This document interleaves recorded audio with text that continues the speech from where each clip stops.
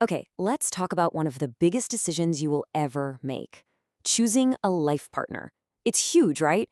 But what if the way most of us go about it, with that mental checklist of wants, is just completely wrong?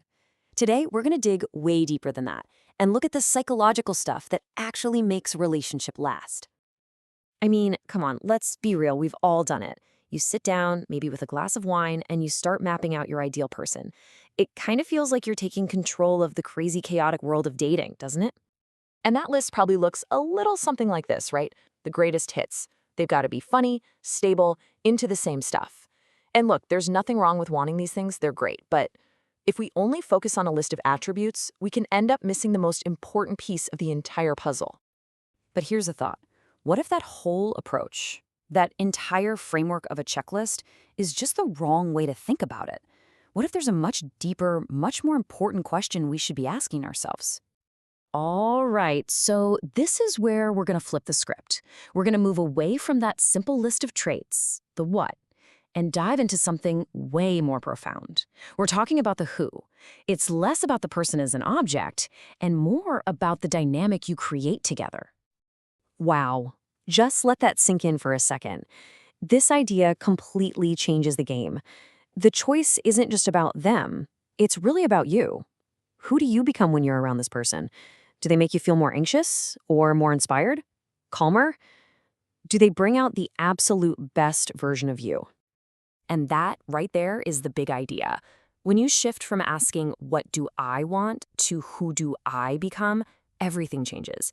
You stop being a shopper looking for the perfect product, and you become an architect, an active co-creator who's actually building a life with someone. Okay, so if we're throwing out the old checklist, what do we replace it with? What should we be looking for? Well, psychology gives us some clues about a few core things that are way better predictors of long-term happiness. These are the real building blocks. First up, let's talk about something that sounds similar but is actually worlds apart: honesty versus transparency. See, honesty is basically just not lying when someone asks you a direct question. It's reactive. But transparency? Oh, that's a whole different level. That's being proactive. It's sharing the important stuff without even being asked because you value trust and you want the other person to feel secure. One avoids a lie. The other actively builds a foundation of trust. Huge difference. All right, next up, emotional regulation. And honestly, this is a big one. This is a non-negotiable. And look, this doesn't mean finding someone who's a robot, someone who never gets angry or sad. Of course not. It's all about how they handle those feelings. Can they deal with stress without blowing up? Can they face a little disappointment without completely shutting down? A partner who can regulate their emotions is like a safe harbor in a storm, not another storm you have to deal with. Okay, so this all sounds great, but how do you actually spot these things in the real world, especially when you're just getting to know someone? Well, the good news is you don't have to be a mind reader. It's really just about paying attention. So here are 3 super practical things to just keep an eye out for. 1. Watch what happens when life throws a tiny curveball. The barista gets their coffee order wrong, or you get stuck in traffic. Do they freak out, or do they just laugh it off? 2. See how they handle a small disagreement. Are they trying to understand where you're coming from, or are they just trying to win?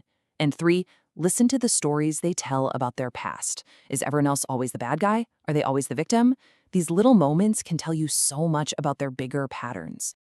So at the end of the day, what this all boils down to is that you have way more power in this than you think. Finding an amazing partner isn't like winning the lottery. It's not just some random stroke of luck. It's about making a conscious, thoughtful, and really informed choice. So here's the big takeaway I want you to remember. You're not searching for a finished product, a perfect person who just ticks all the boxes. You're looking for a partner in crime, a co-builder. The right choice isn't some mythical person who completes you, but someone who inspires you and creates a space where you can grow into the absolute best version of yourself. So I'm going to leave you with this one question to think about.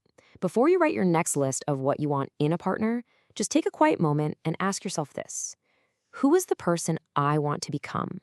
And who is going to help me get there? The answer to that, well, that's the best guide you'll ever have.